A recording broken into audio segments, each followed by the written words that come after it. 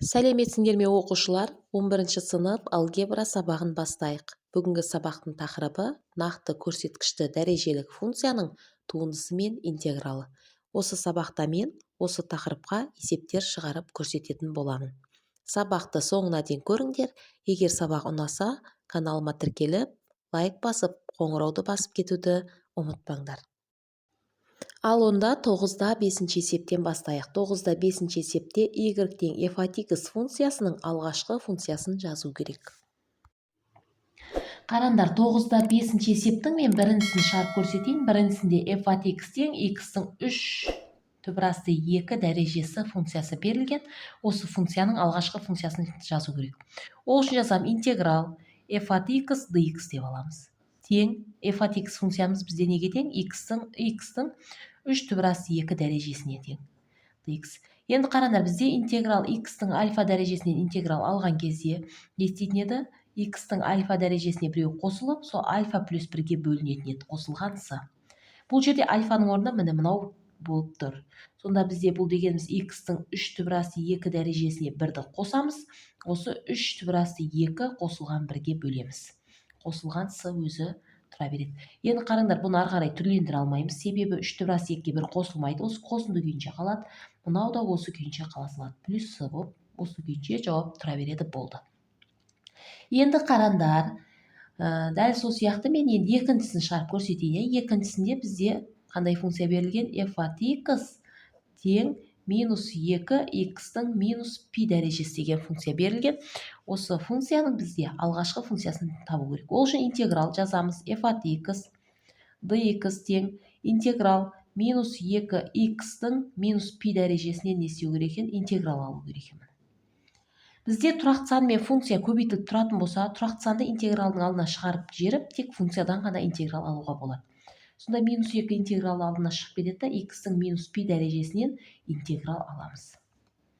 Сонда қараңдар, бізде минус 2-ні жазып қоямыз. Көбейту дейміз та, бізде x-тің альфа дәрежесіне интеграл алған кезде альфа дәрежеге біреу қосылатын еді, сол альфа плюс 1-ге бөлінетін еді.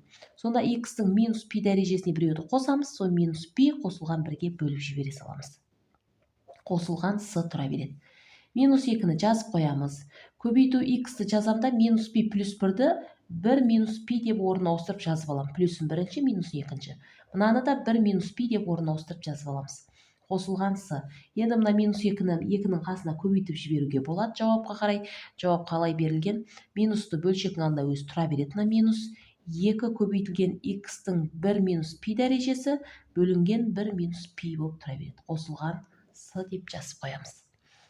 Қараңдар, бұл бізде қалғандары да дәл осылай, өздерің соған қарап шығарсаңдар болады.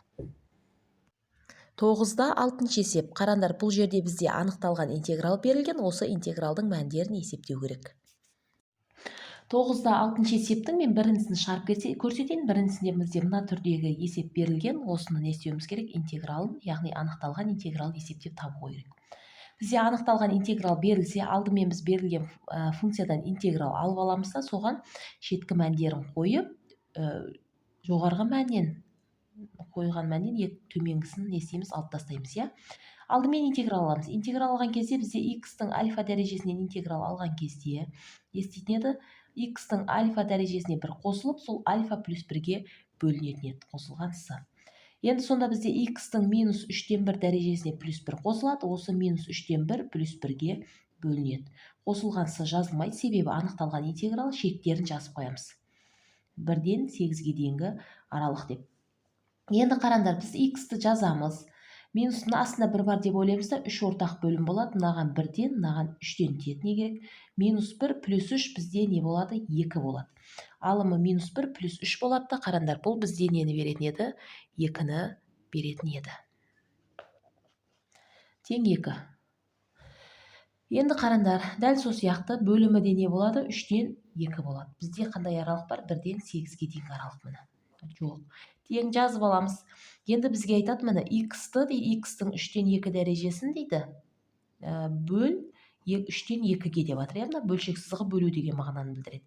астына 1 бар деп ойлаймыз да, бізде аралық тұра берсін 1-ден 8-ге дейін. Бізде мына дәреженің іші бізде қараңдар. Мысалы аның кез келген сан n-нен m дәрежесі болатын болса, біз оны не деп алатын едік? n дәрежелі түбірасында аның m дәрежесі деп жазып алуға болатын еді. Дәл сөйтіп жазып ала саламыз. Бұл дегеніміз 3 дәрежелі түбірасында x-тің 2 дәрежесі болады. Көбейтуге айналып кетеді, көбейту 2-ден 3 болады міне. Бізде 1-ден 8 аралық өзі тұра береді. Мынау да формула тең. Енді қараңдар, мынау да жоқ. Тең. Бізде бұл мынау не істейді? Алымына көбейтіліп кетеді. 3 көбейтілген 3 дәрежелі түбірасында x-тің 2 дәрежесін біз не істейміз? Жақшаның сыртына шығарып жаза саламыз. Себебі мына 8-ден 3 дәрежелі түбірден шығады, қазір 1-ден де шығады. Сол үшін жақшаның сыртына шығарып жаздым. Бөлінген 2 дейміз да, 1-ден 8-ге дейінгі аралық. Енді міне біз ықшамдап болдық, я. Осыған біз мына бірінші мына үлкен мәнін қоямыз. Одан мына кіші мәнін қойған кездегі санды алып тастаймыз, не керек? Тең бірінші 3 көбейтілген 3 дәрежелі түбірасында 8, жақшаның сыртында 2 дәрежесі. Бөлінген 2. Азайту 3 көбейтілген 3 дәрежелі түбірасында енді не қоямыз? Екінші шегін 1-ді қоямыз міне. Жақшаның сыртында 2 дәрежесі. Бөлінген 2. Тең 3 дәрежелі түбірден 8-ден 2 шығады. 2-нің сонда 3 көбейтілген 2-нің 2 дәрежесі болады. Бөлінген 2 болады. Минус 3 көбейтілген 3 дәрежелі түбірден 1-ден 1 шығады. 1-дің 2 дәрежесі өзі тұра береді. Енді қараңдар, мынау 4 болады, 4-ті 3-ке көбейтсек бізде не болады? 12 болады, бөлінген 2 тұра береді. Мынау есе 1 болады, 1-дің 2 дәрежесі, ол 3-ке көбейтіліп бізде 3 болады да, бөлінген 2 тұра береді. Енді екеуіне ортақ бөлімі 2 болады, 12-ден нені аламыз? 3-ті аламыз да, бізде 9 бөлінген 2 болады, бұл 4,5-ті береді, болды. Мына мен біріншісін шығарып көрсеттім, екіншісін шығарып көрсетейін, қалғандарын соған қарап өздерің шығарасыңдар. 9-да 6-шы есептің енді мен екіншісін шығарып көрсетейін. Екіншісінде бізде мына функция берілген, осы яғни интеграл берілген, осы интегралдың мәнін есептеу керек. Ол үшін бізде мына түрге келтіріп аламыз. Интеграл x-тің альфа дәрежесіне интеграл дегеніміз x-тің альфа дәрежесіне 1 қосылып, осы альфа плюс 1-ге бөлінетін еді. Дәл осы түрге келтіріп алуымыз керек. Ол үшін бізде a-ның минус n дәрежесін біз не істеп алатын едік? 1 бөлінген a-ның плюс n дәрежесі түріне келтіріп алатын бізде формула бар еді. 1 бөлінген біз мына түрден енді мына түрге келтіреміз. Сонда мына бөлшектің бөлімде тұрма, біз бұны x-тің минус 2-ден 3 дәрежесі деп аламыз да, бізде міне 1-ден 4 аралық өзі тұра береді. dx деп жазып қоямыз. Енді міне альфа дәрежеге 1 қосылады, осы альфа плюс 1-ге бөлінеді. Міне x-тің минус 2-ден 3 дәрежесіне 1 қосылып, минус 2-ден 3 дәреже плюс 1-ге бөлінеді. Бізде плюсы жазылмай, себебі анықталған интеграл шегін жазып қоямыз міне. Мынау да формула. Енді қараңдар, бұл жерден бізде минус 2-ден 3 дегеніміз минус 1,5. Минус 1,5-ге 1 қосылса минус 0,5 болады. Сонда бұл дегеніміз x-тің минус 0,5, яғни 2-ден 1 дәрежесі деген сөз, ол бөлінген минус 2-ден 1 дәрежесіне. 1-ден 4 аралық. Енді мына 2 алдына көбейтіліп кетеді. Не керек? Минус плюсті минусқа бөлсек минус болады. 2 көбейтілген x-тің минус 2-ден 1 дәрежесі болады. Бізде 1-ден 4 аралық тұра береді. Енді қараңдар, бұны не деп аламыз біз? Минус 2-ні жазып қоямыз. Мынау дегеніміз 1 бөлінген түбірасты x-ті береді. 1-ден 4 аралық деп жазамыз. Себебі минус дәрежеден құтылу үшін жаңағыдай 1 бөлінген деп жазамыз. Бізде 2-ден 1 дәреже дегеніміз түбірді береді. Сонда бұл дегеніміз минус 2 бөлінген түбірасты x-ті береді. Не керек? 2 алымында көбейтіліп кетеді. 1-ден 4 аралық тұрады. Енді қараңдар, бұл жерден біз не істейміз? Енді мына шектерін қоямыз. Бірінші жоғары жағын шегін қоямыз. Минус 2 бөлінген түбірасты 4, азайту, минус 2 бөлінген түбірасты 1. Міне бірінші мен 4-ті қойдым, одан азайтамыз, мына 1-ді қойғандағы мәнін.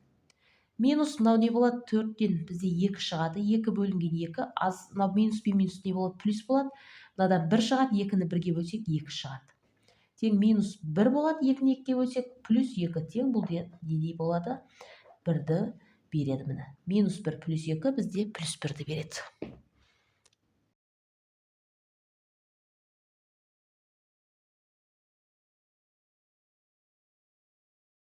Ал енді қараңдар, 9-да 7-ші есептің мен біріншісін шығарып көрсетейін. Біріншісінде бізде мына сызықтар берілген. 9-да Осы 7-ші сызықтармен есеп. 9-да шектелген 7-ші фигураның есепте ауданын табу берілген керек, иә? сызықтармен Ол үшін шектелген қараңдар, бізде жазық бірінші мен фигураның мына y ауданын тең табу керек. x-тің -1/2 дәрежесі функциясының графигін салып аламын мына координаталық жазықтыққа.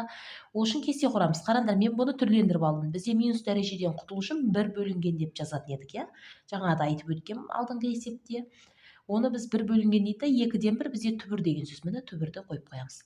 Енді қараңдар, бұл жерде бізде x қандай болады? Әрқашан 0-ге тең болмайды. Сосын түбірдің астында болғаннан кейін x үлкен 0-ден болады. Түбірдің астындағы сан x үлкен немесе тең болады, бірақ бізде бөлшектің бөлімі де болғаннан кейін тек үлкен деп аламыз. Себебі бөлшектің бөлімі 0-ге тең болмау керек. 0-ден үлкен мәндерді қояды екенбіз, иә? Нені қоям? 4-тен 1-ді қояйын. 9-дан 1-ді қояйыншы. 9-дан 1. 9-дан 1-ді қоятын болса, қараңдар, 9-дан 1-ді қойсақ, 9-дан 1-ден 3-тен 1 шығады. Сонда мына 1 бөлінген 3-тен 1 дегеніміз жаңағыдай 3-ті береді. Енді 4-тен 1 деген мән берем. 4-тен 1 бізде 2-ні береді. Сосын 1 деген мән берем, 1-ді береді. Сосын 4 деген мәнді берем, 4-тен 2-ден 1 болады. Сосын нешті береміз? 9 деген мәнді береміз, 9-да 3-тен 1 болады. Міне осы сандар жетеді. 16-ны берсек болады, 16 сыймайды. Енді қараңдар, осыны біз не істейміз? Координаталық жазықтыққа белгілейміз. 9-дан 1 дегеніміз, мынау x-тағы 9-дан 1, мына бірлік кезінің тең дейді, 9-ға бөліп, соның біреуін аламыз. Жоқ болады, мына жерлерін. 9-дан 1 қойған кезде не болды? 3 болды. Одан кейін 4-тен 1. 4-тен 1 мына тең дейді, осыны тең дейді, 4-тен 1 бөл. 4-тен 1 қойған кезде не болды? 2 болды. 2-ден 1 тоймадым, 1-ді қойдым. 1-ді қойған кезде не болады? 1 болады. 4-ді қойған кезде 2-ден 1 болады. Арғай мына жерде 8, 7, 8, арғай 9-да 3-тен 1 болады. О, жоқ, ар жаққа қарай кетеді. Енді осы график не істейміз? Сызып аламыз. Міне.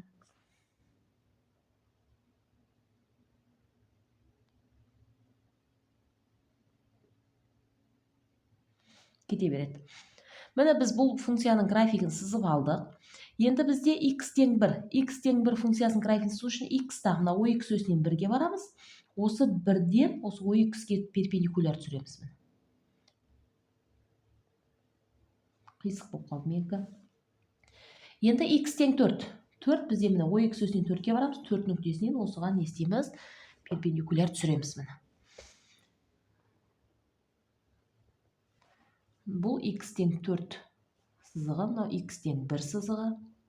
Енді y тең 0 ма? Y-тан 0-ге барамыз, мынау y өсінен, осыдан 0 нүктесінен осыған перпендикуляр түсіреміз, ол ox өсімен беттеседі. Қараңдар, осы сызықтармен былай кескен кезде, мына сызықтан, мына сызықтан былай кесеміз ғой, мына осы 4 сызықтан кескен кезде бізде мына бөлік үзіліп түсіп қалады, иә? Яғни осы сызықтармен шектелген бөлік, яғни мына бөліктің біз несін табуымыз керек? Ауданын табуымыз керек. Ол үшін аудан тең,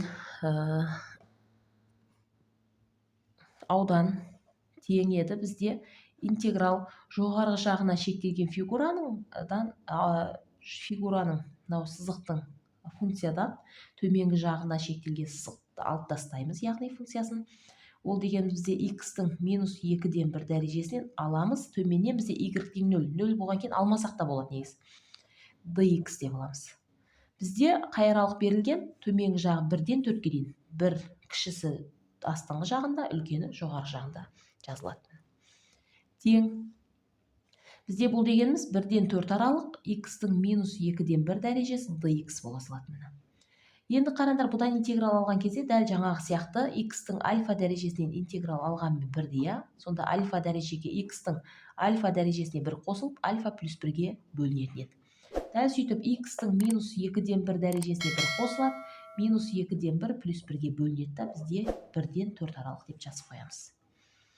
Енді қараңдар, бұл дегеніміз -2-ден 1 плюс 1 дегеніміз x-тің 2-ден 1 дәрежесі болады. Деп үлкеннен кіші салып, үлкен таңбасы қойылады. Мынау да 2-ден 1 болады.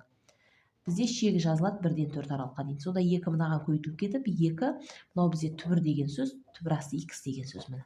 Себебі 2-ден 1 дәрежесі квадрат түбірді береді. Мына 2 алымына көбейтіліп кетеді да, 2 алымда тұрады, мынау түбір асты x болады. 1-ді жазбаймыз, себебі 1-ді тастап жерсек те болады. 1-ден 4 аралық. Енді біз осыған не істейміз? Бірінші 4-ті қоямыз. 2 көбейткен түбір асты 4. Азайтамыз, одан да төменгі шегін қойғандағы мәні. 4-тен 2 шығады, мынаған көбейтіліп 4 болады, азайту 1-ден 1 шығады, 2 болады. Тең қанша шығады екен? 2 шығады екен. Ал енді қарандар, 9-да 7-ші есептің мен 2-сін шығарып көрсетейін. 2-сінде бізде мына түрдегі сызықтар берілген, осы сызықтармен шектелген фигураның ауданын табу керек. Ол үшін бірінші мен не істеймін? Мына берілген функцияның графигін салып аламыз. Оған x-ға, бұл жерде қарандар, x бізде 0-ге тең болмайды. Себебі санды 0-ге бөлуге болмайды. 0-дің alt дәрежесі 0 болып қалады, 1-ді 0-ге бөлсек болмайды. 0-ден басқа мән береміз, иә? -4 қоятын болсақ, ол бізде -4 қоймай-ақ қойын, -3-ті берейін. -3-тің 6 дәрежесі бізде -3-тің 4 дәрежесі 81 болады. -3-тің 5 дәрежесі минус 243 болады. -3-тің бізде 6 дәрежесі 729 болады. Плюс. Сонда бұл дегеніміз 729, сонда 1 бөлінген 729 болады. -2 қойсақ, бұл -2 1 бөлінген 64 шығады. Минус енді не қоямыз? 1 қоямыз, бұл 1 болады. Сосын -1. Сосын бізде 2-ден 1 қоямыз, минус. -2-ден 1 қойған кезде бұл есе плюс 64 шығады. Дәл сол сияқты 2-ден 1 қойсақ та 64 болады. Арғарай не қоямыз? 1-ді қойсақ 1 шығады. 2-ні қойсақ 1 бөлінген 64 болады. 3-ті қоятын болсаңдар, 3-ті қойсақ 1 бөлінген 729 болады. Сонда қарандар, -3-ті қойған кезде мына бірлік кесінді теңдей 729-ға бөлініп, соң 1 бөлік алынды. Мынаған жақын ешқашан, бірақ мынаған тиіп қалмайды. Жақын нүкте. -2-ні қойған кезде ол сәл жоғарыда. Енді сонда бізде дәптеріміз кішкентай, сол үшін жобалап белгілей береміз. -1 қойған кезде +1 болды. 2-ден 1 қойған кезде 64, жоғарыда енді ол. Осы сызықтар не істеймін? Бұлай қосып шығамын. Арғай не істейді? Кете береді мынау. Қарандар, мынау мынаған жақындай береді, бірақ мына ешқашан мына ой үгісіне тиіп қалмайды. Мынау да жақындай береді, бірақ мына ой үгісіне ешқашан тиіп қалмайды. 2-ден 1 қойған кезде 64, ол жоғарыға кетеді. 1 қойғанда 1, 2 қойған кезде 64-тен 1, 3 қойған кезде 729-дан 1 деген сияқты. Бұлда не істеп жатыр? Бұның да графигі міне. Бұлай келіп, мынау бұлай жақындай береді, мынау бұлай қарап кете береді.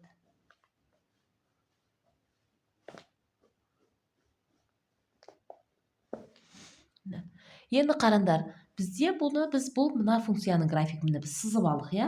Енді бізде x тең 1 ма? Ой үкісінен 1-ге барамыз. Осы 1 нүктесінен осы ой үкісіне перпендикуляр түсіреміз.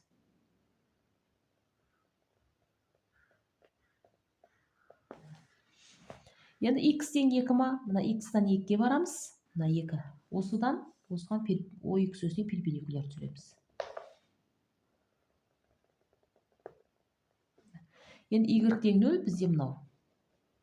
Y тең 0 дегеніміз, ой үгісінен 0-ге боламыз, осы 0 нүктесінен осы ой үгісіне перпендикуляр түсіреміз. Сонда бізде қарандар, шектелген бөлік бізде мына бөлік болып тұр. Осы бөліктің несін табуымыз керек? Біз қазір ауданын табуымыз керек. Жоғарғы жағынан бізде мына функцияның графигімен, төменгі жағынан 0-мен шектеліп тұр. Жоғары жағынан төменгі жағын аламыз. Бізде алмасақ та болады 0 болғаннан кейін. Егер басқа функция болғанда алып тастайтын едік. Енді біз не істейміз? Ауданын табамыз осын. S тең интеграл бізде 1 мен 2 аралық, иә, міне 1-ден 2 аралыққа дейінгі мән. Бізде жоғарғы жағынан бізде қай функцияның графигімен шектеліп тұр? 1 бөлінген x-тің 6 дәрежесі. Азайтамыз 0. 0-ді азайтпасақ та болады, міне. Төменгі жағынан 0-мен шектеліп тұр. Азайтпай-ақ қойын, бәрібір осы функцияны өзі шығады dx. Енді қарандар, бұны мен былай жазып аламын. X-тің -6 дәрежесі деп аламын, 1-ден 2 аралық өзі тұра береді, dx. Енді x-тің 6 дәрежесіне интеграл алған кезде бізде не болады? Енді x-тің -6 деген, -6 дәрежесіне 1 қосылып, -6 плюс 1-ге бөлінеді. 1-ден 2 аралық өзі тұра берсін. X-тің бұл -5 дәрежесі болады, бөлінген -5 болады. 1-ден 2 аралық жазып қоямыз. Қарандар, -5-тен 1-ді жазамда, мынау да бізде не болады? 1 бөлінген x-тің 5 дәрежесі плюс дәрежеге айналдырып аламыз. Бұл жерде бізде не болады? 1-ден 2 аралық өзі тұра береді. Екеуін көбейтілген кезде 1 бөлінген 5 көбейтілген x-тің 5 дәрежесі болады да, 1-ден 2 аралық өзі тұрады. енді жаза минус 1 бөлінген 5 көбейтілген 2-нің 5 дәрежесі азайту минус 1 бөлінген 5 көбейтілген 1-дің 5 дәрежесі. Бірінші міне x-тің орнына 2-ні қойып жаздым мына функцияға. Одан азайтып атым кейін 1-ді қойған мән. Енді қараңдар, бұл жерден минус тұра береді, 1 бөлінген тұра береді, 2-нің 5 дәрежесі 32, 32-ні 5-ке көбейтетін болсақ, бізде 160 шығады. Мына минус пен минус бізде не болады? Плюс болып кетеді да, бұл дегеніміз 1 бөлінген 5 болады. Себебі 1-дің 5 дәрежесі 1 болады, ол 5-ке көбейтіліп 5 болады. Тең енді 160 ортақ бөлім болады. Бұл жерде 160-ты 5-ке бөлсек не керек? Мына 32 шығады.